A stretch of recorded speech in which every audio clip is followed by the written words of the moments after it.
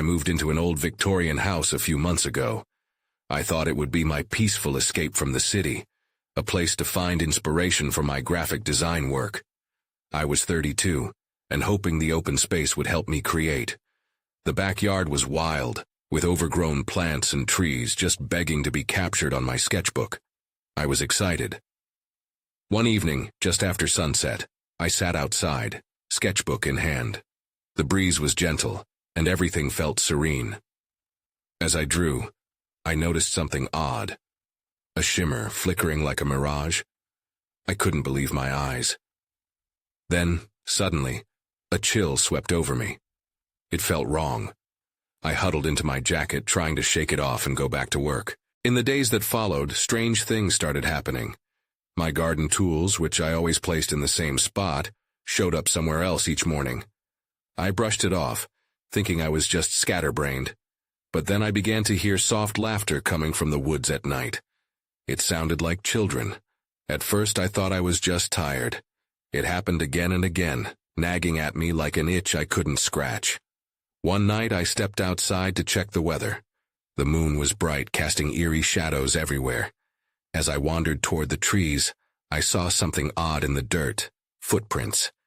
They were small, too small for an adult. My heart raced as I felt a wave of unease settle in my stomach. They led right to my garden. I was terrified. I called out, "Hello?" But no one replied. The laughter was gone. I locked the door behind me as I rushed back inside. My hands shook when I tried to draw. I kept glancing out the window, waiting for something to appear. But nothing moved. Just silence. I felt heavy, like something was about to happen. Days turned into weeks. The laughter persisted, echoing from the woods at odd hours. My skin crawled every time I thought I was being watched. I started to doubt my sanity. It was just stress, I told myself. But I couldn't shake the feeling that something was very wrong. One evening I leaned against the window, peering into the shadowy tree line. That tugging feeling returned. My breath hitched. There was a small figure beyond the trees. I squinted, my heart pounding. It disappeared in an instant. I was alone, or so I thought. "Who's there?" I whispered into the night. Silence swallowed my voice. That fear gripped me again. I didn't know if I wanted to stay or leave. I couldn't ignore these strange happenings any longer. The laughter lingered in my mind. What were those footprints? What kind of children laugh in the woods? I turned away from the window, heart racing. I needed answers, but deep down, I feared what I might find. What was really in my backyard? I woke up the next morning feeling more unnerved than ever. I had barely slept, haunted by the flickering figure in the woods. Determined to find answers, I brewed a strong cup of coffee and headed outside. My heart thudded as I stepped into the yard. The air was thick with fog, wrapping around me like a shroud. I made my way toward the footprints, inspecting them closely. They were small and deep, imprinted into the soft earth like a message from the unknown. My instinct screamed at me to turn back. What if whoever made them decided to return? I grabbed my phone and snapped a photo, hoping to compare it later with something online. My hands shook as I retreated back inside. I paced the kitchen, contemplating my next move. It was time to talk to someone about this. But who? I didn't know anyone in the area, and how could I explain the inexplicable? After an hour of indecision, I walked toward my neighbor's house. Mrs. Thompson had lived next door for years. I hoped she might have some answers. When I knocked, she answered almost immediately. Her eyes widened when she saw me. "Is everything all right?" she asked, a hint of concern in her voice. "I've been hearing some strange sounds at night," I admitted, "and I found some footprints in the yard." Mrs. Thompson's expression shifted. "Footprints? What do you mean?" As I told her everything, I watched her face closely. She frowned like she was deciding how much to share. "You should be careful. There's been talk about strange occurrences in the woods, children wandering, disappearing. Some say it's just stories, but, well, I wouldn't take any chances." I felt a chill at her words. "Disappearing?" She nodded slowly. "Years ago, a group of children went missing, never found. People say they still roam the woods." My stomach twisted. What kind of stories? Rumors of a hidden place somewhere deep in the trees, a place where they play. Some find them and some don't. I forced a laugh, trying to lighten the conversation, but it felt hollow. Guess I'm not exploring anytime soon. Good idea, just stay vigilant. She patted my arm gently. As I made my way back home, unease settled in my chest. The laughter I'd heard, the fleeting figure, it all seemed tied to something bigger. I needed to find a way to solve this mystery before it spiraled out of control. That night, just as darkness fell, I sat by the window, straining to hear the sounds from the woods. The laughter came like a whisper on the wind. I clenched my fists, my heartbeat echoing in my ears. Then I saw it again, a flicker of movement. A shadow darted between the trees. I couldn't shake the feeling it was watching me. Panic surged. Suddenly, the laughter grew louder, and I could swear it was calling my name. Without thinking, I grabbed a flashlight and headed outside. I knew I shouldn't, but curiosity pulled me into the shadows. As I stepped beyond the last of my yard, the beam of my flashlight revealed something unexpected. That's when I saw it. A small door at the base of a tree, half hidden by vines. My breath caught. What was behind it? I felt an urge to approach, but the laughter intensified, sending chills racing down my spine. Someone, or something, was definitely in the woods, and I was about to find out what it wanted. I knelt before the small door, the beam of my flashlight quaking in my trembling hand. The laughter echoed through the trees, now teasing rather than frightening. It was as if the figure I had seen was daring me to step closer, to uncover whatever lay hidden behind the wooden slab. I swallowed hard. I had come too far to back down now. Pushing aside the vines, I reached for the door. It was surprisingly warm, as if it had been waiting for me. My heart raced as I pulled on the handle. To my shock, it opened easily and I was met with darkness. I hesitated. Whatever was inside could lead me deeper into this mystery, but it could also lead to something far worse. I glanced back over my shoulder. My house seemed so far away, and the laughter was still there, lingering just outside my view. Gathering my courage, I stepped through the door. The wood creaked beneath my weight, and I felt a chill wash over me as I crossed the threshold. The flashlight pierced the darkness, revealing a narrow, twisting tunnel that burrowed beneath the roots of the tree. The walls felt damp, and I breathed in the earthy scent of soil and decay. Each step was cautious, my mind racing with possibilities. I was in someone's playhouse, or perhaps a meeting place for the lost children Mrs. Thompson had mentioned. A part of me was tempted to turn back, but the other part pushed me forward. The laughter grew louder, coming from somewhere deep in the tunnel. It was inviting and playful, contrasting against the shadowy surroundings.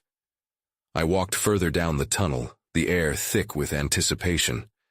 Suddenly the ground beneath me shifted. A section of the earth crumbled away, and I stumbled forward, barely catching myself against the slick wall. My heart raced as I realized I was not alone. A figure broke out of the shadows, a child with wild, untamed hair and wide, gleaming eyes. "Are you here to play?" the child asked, tilting their head in a way that felt both innocent and unsettling. The laughter faded into an eerie silence. I backed away, shaking my head. "No, I'm looking for answers. Who are you?" But before the child could respond, a loud echo rang out behind me. I whipped around to see the door I had entered through had closed, leaving me trapped. Panic surged through me. I was in a tunnel with a child who twisted my reality further with every passing second. "Come on, it's fun down here," the child urged, a disarming smile spreading across their face. But their eyes still seemed hollow, lacking any real warmth. "Where are the other children? What happened to them?" I asked, my voice trembling with fear. The child giggled, the sound jarring against the silence of the tunnel. "They're playing. You can stay with us." "Stay? No, I need to get out," I shouted. But the child only laughed again, and something shifted in the air. The shadows seemed to twist around me, taking on forms that danced just beyond my view. I felt a suffocating presence creeping closer, and I realized I had to escape. "Help!" "Let me out!" I yelled, desperation flooding my voice. But all I could hear was the laughter rising like a chorus. I had wandered too far, and now I was being pulled deeper into whatever this place was. Then everything went dark. I blinked and gasped for air. Darkness surrounded me, thick and heavy. I felt the damp earth beneath my fingertips cool against my skin. Where was I? The laughter was gone, replaced by an unsettling silence. I could still hear my heartbeat pounding in my ears. Slowly, I pushed myself up, squinting into the pitch black. My flashlight lay a few feet away, flickering weakly. I crawled toward it, my palms brushing against the rough floor of the tunnel. I reached for the light, and when I turned it on, the beam cut through the darkness, illuminating the space around me. Panic set in when I realized I wasn't in the same spot anymore. The tunnel stretched before me, twisting and turning like a snake. I stood, gripping the light for comfort, and surveyed my surroundings. The walls were carved, strange symbols etched into the earth.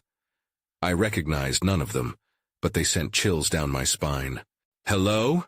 I called out, unsure of what response I expected. My voice echoed back, mocking me. No other reply came. I took a step forward, each footfall echoing in the silence. Suddenly, the walls began to hum softly, almost like a heartbeat, resonating through the air. As I continued, the vibrations intensified, and I felt I wasn't just in a tunnel but inside something alive. I had to know what was happening. I pressed on, a mix of fear and curiosity propelling me forward. That's when I saw it, a faint glow in the distance flickering like a candle. Hope surged through me and I quickened my pace. I could escape this nightmare. As I got closer, the glow morphed into forms. Shadowy figures darted around the flickering light, playing tag and laughing. I stopped, breath hitching in my throat. They looked like the children from the stories, the ones who had vanished. Curiosity battled with fear, and I hesitated. I stepped closer, squinting to get a better look. They moved so gracefully, weaving in and out of shadows, oblivious to my presence. "Let them go," I whispered, glancing back over my shoulder as if someone might hear me and reassure me that this was just an illusion. But the words hung unchallenged in the air. One of the children noticed me. With wild eyes and that same disarming smile, they beckoned me closer. "You don't have to be scared. Join us." I took a step back, heart racing again. "What happened to you? Why are you here?" "Can't you see?" they said, their voice lilting. "We're free to play forever." The laughter resumed, now a twisted echo that filled the tunnel with an oppressive weight. The child reached for me, but I recoiled, the hollow look in their eyes striking fear in my heart. "Let me go," I shouted, spinning on my heel, ready to run. But as I turned, I felt a cold grip wrap around my ankle. I looked down, and an even darker figure pulled me back into the shadows, laughter echoing around me. I struggled, heart pounding as the voices rose in a crescendo. Despair gripped me, but I knew I couldn't let this be the end. I had to fight back. Then everything went dark again. I jolted awake, gasping once more, but the laughter was gone. My heart raced with confusion. I was sprawled on the ground, my flashlight still tangled in my grip. The dim light flickered back to life, but the shadows danced around me like flickering flames, retreating and merging. I pressed my back against the cold wall and breathed deeply to steady myself. My eyes darted to every corner, searching for those ghostly children. Were they still here? I couldn't shake off the picture of their hollow, pleading eyes. Then I heard it again.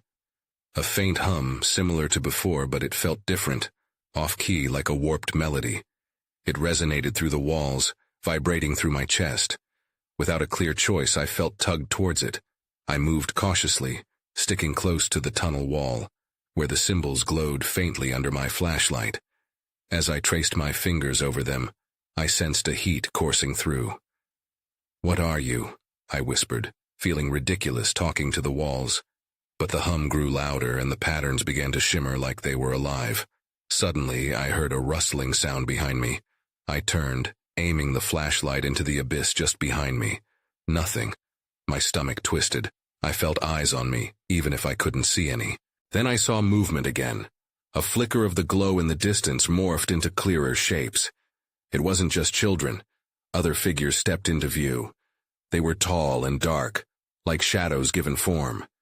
Their fingers elongated as they reached out, like eerie tendrils trying to grasp whatever they could. I froze. "Join us," they whispered in unison, their voices blending into an unsettling harmony. My instincts screamed at me to run, but fear pinned me in place. They were no longer just figments of a nightmare. They were right in front of me. Suddenly, another loud crack came from behind me, loud enough to break the spell.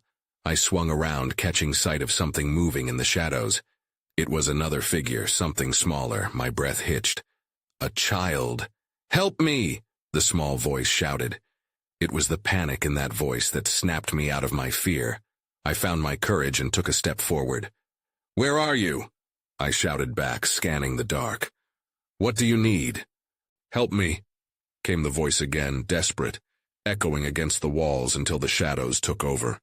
I couldn't see anything but patches of darkness swallowing the light I held. I didn't hesitate this time. I turned, racing toward the child's voice.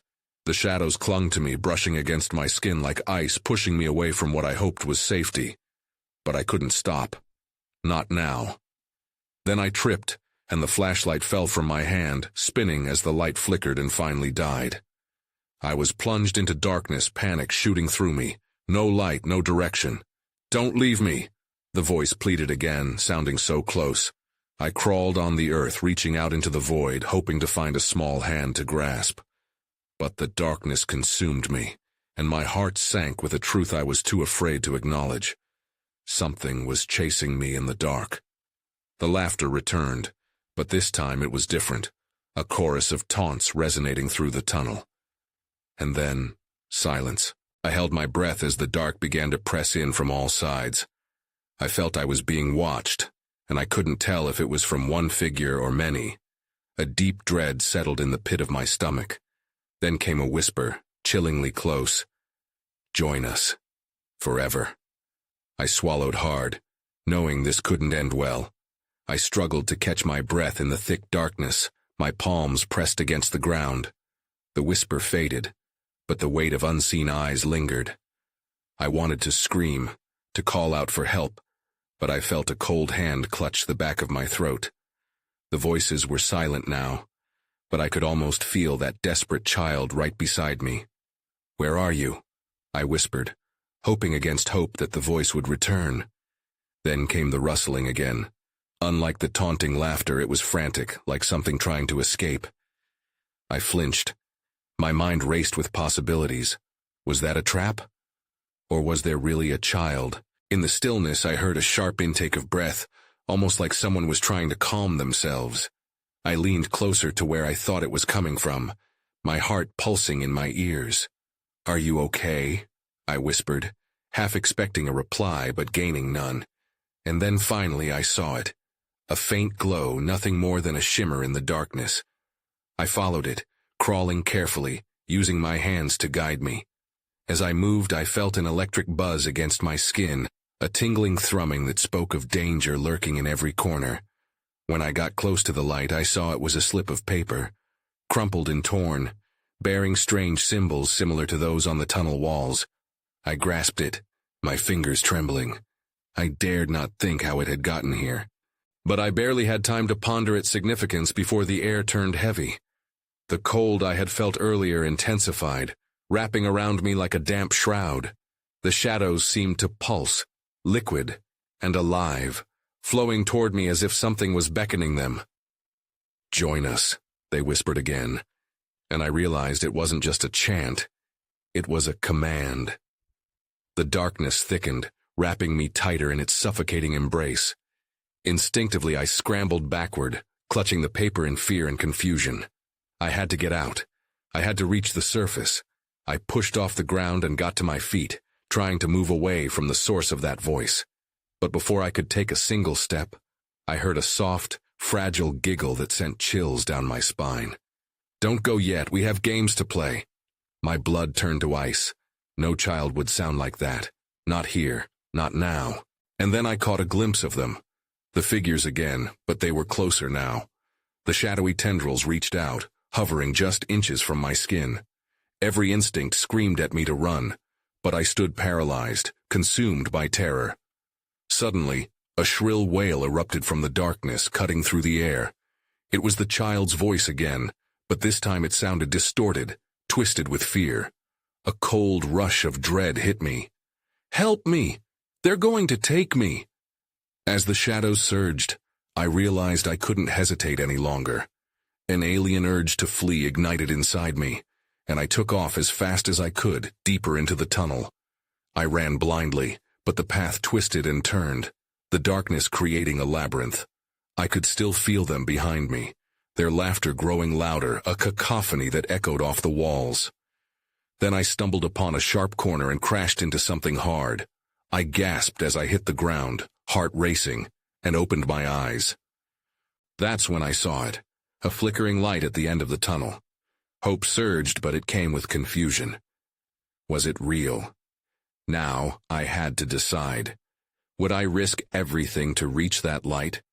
Or would I get swallowed by the darkness playing its endless games? I dashed toward the flickering light, breathless and desperate. My legs burned, but I couldn't stop now. The laughter behind me grew more frenzied, reverberating off the jagged walls like a warning bell. I gritted my teeth and pushed forward, heart thrumming with a singular focus.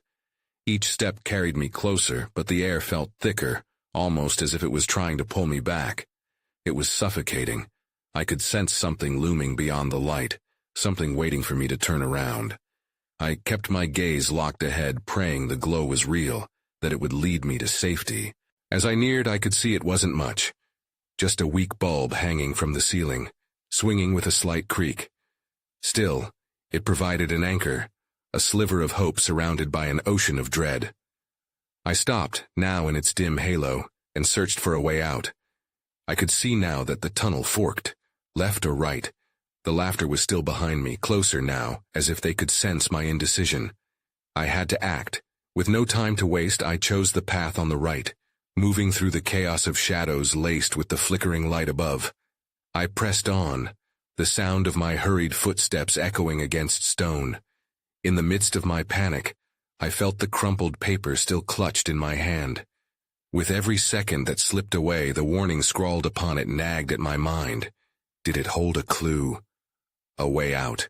But then, without warning, the laughter cut off, replaced by a sudden and chilling silence that clung to the air. I turned, peering back into the darkness, but I saw nothing.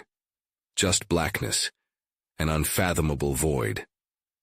And yet the oppressive presence was still there, lurking. A sound broke the silence then, a soft patter like tiny footsteps advancing from behind. I whipped around, but still nothing. My heart thundered. "Show yourself," I shouted, hoping it would echo and break this eerie quiet. And then, it did. The shadows shifted, separating to reveal a small figure, a child. I blinked, caught off guard. This time the child looked different, pale with hollow eyes that glinted in the dim light. "You came back," they said, their voice cracking, almost sad. "But they're going to take you too."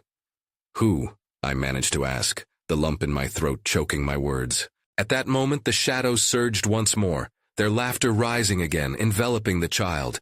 "You can't escape," they chanted, their voices mixing with the sound of the child's soft whimpers. I was paralyzed. My instincts screamed at me to run again, but when I turned to flee, I stumbled over a jagged rock, crashing hard onto the ground. Pain shot through me, and as I looked up, everything turned dark. Just before I lost consciousness, my last thought was a chilling realization. Somehow I had crossed a line, and whatever had been watching wasn't done with me yet. When I regained my senses, I lay on the cold ground, alone. The silence was deafening. I slowly pushed myself to a seated position. That's when I saw it, a glimmer not far away, a reflection. It felt like a heartbeat, something vital waiting for me. But this time it didn't just feel like hope, it felt like a warning. What would I find if I followed it? Would I break the spell, or was I only allowing myself to become part of the darkness? I pushed myself to my feet, every muscle screaming in protest. The glimmer was still there, shimmering through the oppressive darkness. I tried to steady my breath, swallowed by the strange sense of urgency it demanded. Was it a way out, or a trap set to ensnare me further? I took a cautious step toward the reflection. It danced in the air like a mirage, but it felt too real. The light flickered again, more insistently this time. Just as I thought I'd take another step, a shadow slithered past my peripheral vision. I froze. "Who's there?" I called out, my voice wavering. The air around me felt charged, as if it were holding its breath, waiting for a response. All I received was silence, thick enough to suffocate. I shifted my gaze back to the glimmer, forcing myself to ignore the lurking shadows. The reflection shone brightly now, guiding me, almost beckoning me closer.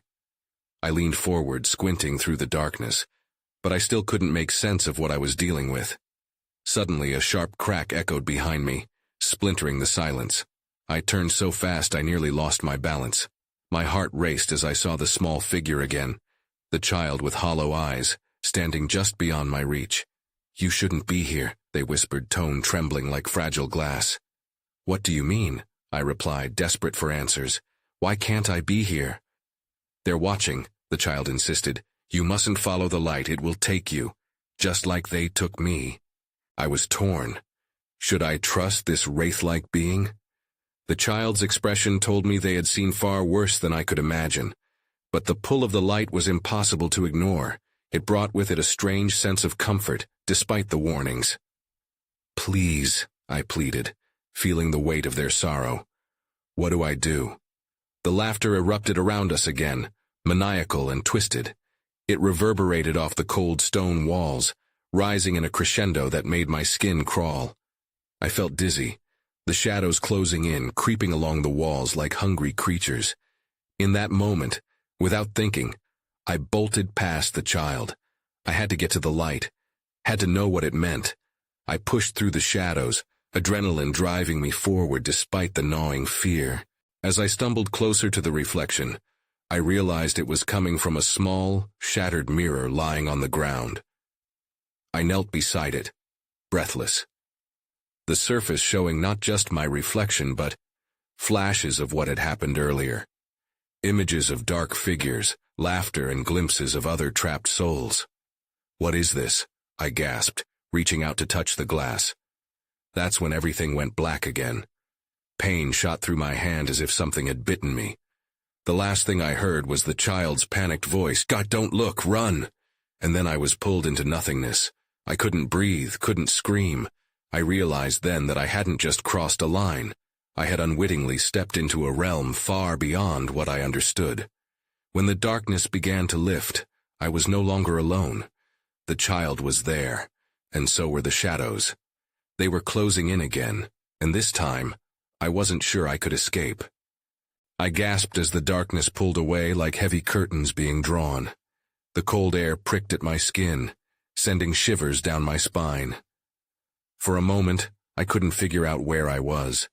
Tendrils of shadows slithered past me, their shapes almost solid as they danced ominously around the child. I instinctively stepped back, away from them, but the edges of my vision were filled with other dark figures. They watched, their eyes unmoving. "Help me," the child cried, their voice choked with fear. "We need to go." "Where?" I managed to ask, my own voice a mere whisper. "They're everywhere." "Backwards," the child pointed. "We can escape through the door. Hurry!" "A door?" I scanned my surroundings but saw only shadows weaving in and out of the dim light. Panic clawed at my throat. I didn't see a door, let alone how to get to it. The shadows roared with laughter again, a cacophony that made my heart race even faster. The energy in the air shifted and I could feel their hunger, their desire to draw me in. "Come on." The child yanked my wrist. It felt so small, so fragile. I could barely think straight, but instinct took over. I followed, forcing myself to focus on their tiny frame leading the way. We darted through the encroaching darkness. My feet moved faster than my thoughts, my mind racing to catch up. With every hurried step, panic twisted deeper into my gut. The walls tightened around us. Then I spotted it, a door frame obscured by a veil of darkness, barely discernible against the swirling shadows. "There!" I shouted, pointing, yet unsure if I was saying it out loud or just in my head. I sprinted toward it, the child beside me, but the shadows lunged, stretching out with clawed hands. I felt the cold brush my arm as I passed through the threshold, and I flinched. A pulse of terror shot through me, but I forced my feet to keep moving. Once inside, we were surrounded by a flickering light, warm and tangible. It wasn't the same kind of shimmering I'd witnessed before. This was steady, almost welcoming. I turned to find myself in a small room, walls lined with crumbling stone and cluttered with strange artifacts. There were mirrors hanging everywhere, reflecting fragments of light and shadow. "What's this place?" I asked, clutching my head disoriented. "It's a sanctuary," the child replied, catching their breath. "But it's only safe for a little while. They'll be looking for us." I glanced back toward the door, heart pounding. Was it really safe here? Shadows slithered outside that luminescent barrier, desperately trying to breach our sanctuary. Then everything changed. A deep voice echoed from the darkness outside, booming and chilling. "You can't hide forever." I turned back to the child. "What do we do?" "The only way is forward, past the shadows. We need to find the keeper of the mirror." Their eyes widened in horror as they spoke. "They are the only one who can help us." "Who is the keeper?" I asked, feeling the walls close in once more. "I don't know," the child admitted. That's when I saw it. A mirror in the center of the room, untouched and gleaming. It was larger than the others and framed in intricate designs, and it pulsed with an energy I couldn't ignore. But as I stepped closer, a clattering from outside the door made me freeze. The shadows rattled against the frame, a warning signal that we were out of time. "We have to go now," I urged, without knowing why. I reached for the mirror, but the instant my fingers grazed its surface, darkness surged in from the door. The shadows howled, and in that terrifying moment, I realized that whatever lay beyond was about to break through. I yanked my hand back, panic flooding through me.